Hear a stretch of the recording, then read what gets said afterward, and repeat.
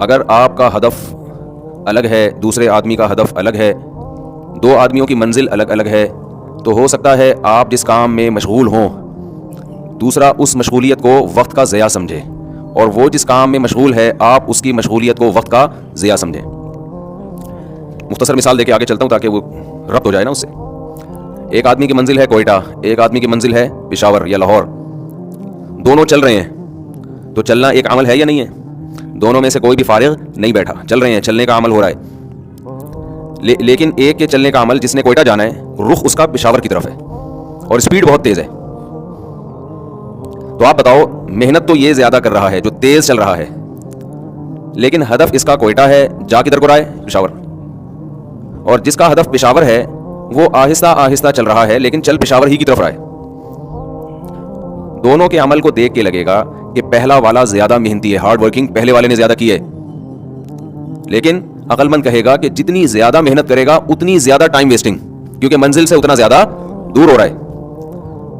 اور یہ جو سلولی چل رہا ہے پشاور کی طرف، محنت زیادہ نہیں ہے، بلکہ ہو سکتا ہے درمیان میں کچھ ٹائم بھی ضائع کرتا ہو، چائے پینے کے لیے 5 منٹ کافی تھا، رکنے کے لیے 15 منٹ بیٹھ جاتا ہو، لیکن منزل اس کی صحیح ہے تو یہ ٹائم اتنا ضائع نہیں کر رہا جتنا وہ ضائع کر رہا ہے۔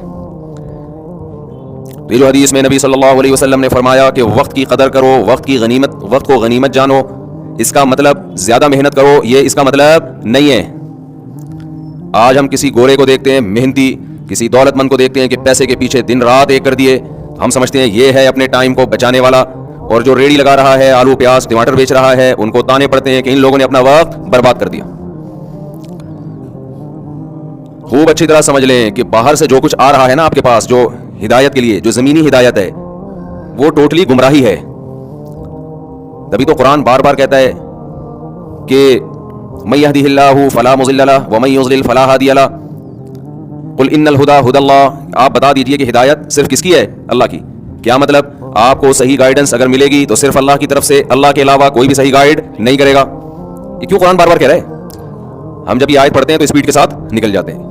قل ان الہدی ھدی اللہ، کہ ہدایت وہی ہے جو اللہ کی ہے، گائیڈنس وہی ہے جو اللہ کی۔ ہم کہتے ہیں ماشاءاللہ، وہ بھائی یہ بہت بڑا دعویٰ کر دیا اللہ نے، جو کچھ آپ کو یونیورسٹیوں سے گائیڈنس مل رہی ہے، اسکولوں سے گائیڈنس مل رہی ہے، گورے کی طرف سے گائیڈنس مل رہی ہے، اگر اللہ کی تعلیمات سے میچ کر رہی ہے پھر تو ٹھیک ہے، ذرا بھی اللہ کی تعلیمات سے انحراف ہے تو کتنا ہی پڑھا لکھا آدمی، کتنا ہی ذہین آدمی، یونیورسٹی کا کتنا بڑا پروفیسر، کتنا بڑا موٹیویشنل اسپیکر، اگر اس کی گائیڈنس اللہ کی گائیڈنس سے، اس کی ہدایت اللہ کی ہدایت سے میچ نہیں کر رہی تو سراسر گمراہی ہے، لفاظی ہے۔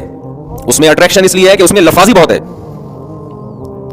بعض دفعہ ایک چیز سراسر گمراہی ہوتی ہے، اچھی بہت لگتی ہے، باتیں دل کو بھاتی بہت ہیں، کیوں؟ اس میں اٹریکشن بہت ہوتی ہے، اس میں کچھ ایسی چمک پٹیاں لگا کے اس بات کو پیش کیا جاتا ہے کہ پیش کرنے والے سے بھی محبت اور اس کی بات سے بھی محبت، حالانکہ وہ ہدایت کی روح سے وہ خالی ہوتی ہے۔ لوگ آج کل پیکنگ کو دیکھتے ہیں نا، بار بار یہ بات میں کہتا ہوں، پیکنگ اچھی ہونی چاہیے۔ زیتون کا اوریجنل تیل اچھی پیکنگ میں میں نے دیکھا نہیں ملتا، سستا تھا، جوڑیا بازار گیا تھا میں 8-10 سال پہلے، اور زیتون کا 2 نمبر تیل بڑی خوبصورت پیکنگ میں زیادہ مہنگا، کیوں؟ جو اچھی پیکنگ میں تھا لوگ اس کو سمجھ رہے تھے کہ یہ 1 نمبر ہے، جو ٹین کے کنستر میں پڑا ہوا ہے اس کو لوگ سمجھ رہے ہیں یہ 2 نمبر ہے۔ ارے بھائی یہ جو بھینس کا دودھ ہم نکالتے ہیں جو گوالوں سے آتا ہے، اس میں بھی چیزیں گوالے کی طرف سے ملی ہوئی ہوتی ہیں، لیکن اس ڈبے والے دودھ سے بہتر ہے، مگر پیکنگ کس کی اچھی ہے؟ ڈبے کی۔ ڈبے پہ مر رہے ہیں لوگ اور ڈبے جیسے ہو رہے ہیں، اور یہ جو گوالے والے دودھ کی پیکنگ ہے یہ شاپر میں ڈال کے یوں گھما کے دے رہا ہے، دیسی اسٹائل ہے، لوگ نہیں مر رہے اس کے اوپر۔ کھا کے دیکھو، پی کے دیکھو، پتہ چلے گا، پی کے دیکھو پتہ چلے گا۔ تو اسی طرح ہدایت کے جو نعرے ہوتے ہیں، ہدایت، گائیڈنس، آج کل اس میں بڑی اٹریکشن ہے، یار یہ بڑا پڑھا لکھا آدمی لگتا ہے بڑی زبردست گائیڈنس دے رہا ہے، یہ صحیح بتا رہا ہے، اس ٹریک پہ چلنا چاہیے۔ بھائی وہ اگر اللہ رسول کی تعلیمات سے وہ میچ کر رہی ہے، وہ تعلیم بعض دفعہ کر بھی رہی ہوتی ہے، موسٹ ویلکم، بہت اچھا، نہیں کر رہی، گمراہی کے علاوہ کچھ بھی نہیں ہے۔ وہ میں نے بتایا تھا نا، ایک صاحب غریب کو گالیاں دیتے ہیں، بی سے فلانا، ڈی سے ڈمکانا، غربت کے خلاف بہت، تو میرا کوئی پیغام ان تک معذرت کے ساتھ پہنچا دے، محنت کرنے کی لوگوں کو ضرور ترغیب دینی چاہیے، اس میں 2 رائے نہیں ہے۔ ایک غربت وہ ہوتی ہے جو آپ کی سستی اور کاہلی کی وجہ سے ہوتی ہے، یہ شریعت میں پسندیدہ نہیں ہے، یہ تو آپ میں عیب ہے، آپ دماغ نہیں استعمال کرتے، محنت نہیں کرتے، لیکن ایک غربت اللہ کی طرف سے ہوتی ہے، یبسط الرزق لمن یشاء ویقدر، جس کے لیے چاہتا ہوں رزق کے دروازے کھول دیتا ہوں، جس کے لیے چاہتا ہوں بند کر دیتا ہوں۔ اور بار بار قرآن کہتا ہے، نبی صلی اللہ علیہ وسلم کو غربت کے تانے ملتے تھے، لولا انزل ھذا القرآن علی رجل من القریتین عظیم، मुशरिकीन मक्का कहते थे हमारे यहाँ बड़े बड़े मालदार पड़े हुए हैं, ताइफ में भी मक्का में भी दो सरदारों के खास तौर पे नाम लेते थे, उन दोनों में से किसी पे, दो बस्तियों के खास तौर पे नाम लेते थे, मक्का और ताइफ बड़े बड़े दौलतमंद लोग हैं, सरदार लोग हैं, इनमें से किसी पर कुरान नाजिल क्यों नहीं हुआ? अल्लाह ने एक यतीम और गरीब का इंतखाब क्यों किया? तो कुरान ने जवाब में क्या कहा? कुरान ने जवाब में ये कहा अहुम यक़सिमून रहमत रब्बिक, कि ये जो दौलत है ये इसकी तकसीम हमारे हाथ में है, तो नबूवत की तकसीम भी क्या तुम्हारे हाथ में दे दूं? ये जो दौलत है जो कम दर्जे की नेमत है, इसकी तकसीम जब मैंने अपने हाथ में रखी है, ये तुम्हारे इरादे पर नहीं। वो कुरान में क्या अल्फाज हैं, मुझे स्पेसिफिक आयत याद नहीं आ रही, बड़ी जबरदस्त आयत है। नहनु क़समना बैनहुम मईशतहुम फिल हयातिद दुनिया व रफ़अना बअदहुम फ़ौक़ बअदिन लियत्तख़िज़ बअदुहुम बअदन सुख़रिया व रहमतु रब्बिका ख़ैरुम मिम्मा यजमऊन। कुरान कह रहा है कि तुम नबूवत की बात करते हो कि हम तुमसे पूछ के नबी बनाएं कि फलां ज्यादा अहल है या फलां ज्यादा अहल है। नबूवत से बहुत कम दर्जे की चीज है दौलत, पैसा, उसमें हमने तुमसे नहीं पूछा।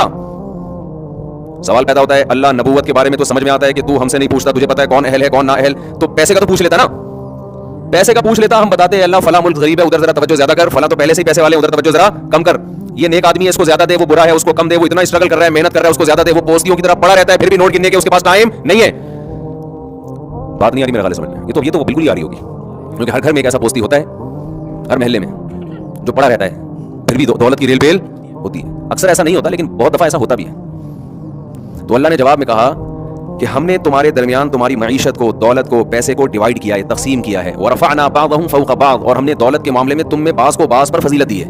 क्यों? लियत्तख़िज़ बअदुहुम बअदन सुख़रिया, ताकि तुम में से बाज़ को अपना ताबे बना के रखें, सारे जमीन के बाप ना बन जाएं। मैं भी बिजनेस के फजाइल बयान करता हूं कि बिजनेस करो, उसमें अल्लाह ने पैसा ज्यादा रखा है, किसी के गुलाम मातहत बन के नहीं रह सकते, आप नहीं रहते उसमें, बॉस रहोगे हमेशा, आप सीए करोगे, जॉब उस आदमी के पास करोगे जिसने मैट्रिक पास भी नहीं होगा, उसकी अपनी कंपनी होगी। लेकिन क्या सारा ऐसा कर लेंगे? जमीन का निजाम तबाह बर्बाद नहीं हो जाएगा? क्या ख्याल है भाई? अगर सारे बिजनेस करेंगे, करना तो चाहिए, कोशिश करें, जिसका दिमाग होगा चले जाएगा, लेकिन हर आदमी इसमें कामयाब नहीं होगा। बहुत थोड़े लोग कामयाब होंगे, ज्यादातर नाकाम होंगे। क्यों? वो उसका बिजनेस कामयाब नहीं होगा जब तक उसको मुलाजिम नहीं मिलेंगे। तो पैसा चंद लोगों के पास ही आएगा, फिर भी उनके लिहाज से बाकी लोग फिर भी क्या कहलाएंगे? गरीब, जिनको बी से गालियां भी दी जा रही हैं और सी से कुछ और भी कहा जा रहा है। मेजॉरिटी फिर भी क्या रहेगी? गरीब। तो आप अगर गुर्बत का ये कॉन्सेप्ट लोगों के सामने पेश कर दें कि गरीब बुरा होता है, इसका मतलब ज्यादातर लोग क्या होते हैं? बुरे होते हैं।